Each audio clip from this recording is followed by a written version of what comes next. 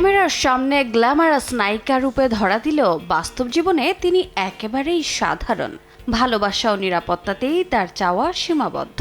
বিভিন্ন সময় তার প্রেম নিয়ে জলঘোলা হলেও এবার দীর্ঘদিনের প্রেমিক শিখর পাহাড়িয়াকে নিয়ে হৃদয়ের কথা খুলে বলেছেন নায়িকা। বলিউডের বর্তমান প্রজন্মের অভিনেত্রী জাহ্নবী কাপুরের ভাষ্য, তার জীবনে ভালোবাসা শুধু রোমান্স নয়, এটি এক ধরনের মানসিক নিরাপত্তা যা কঠিন মুহূর্তেও শক্তি দেয়। শিখরের উপস্থিতি তার জন্য এক অদৃশ্য আশ্রয়, যেখানে ভয় নেই, আছে শুধুই নিশ্চিন্ত থাকা।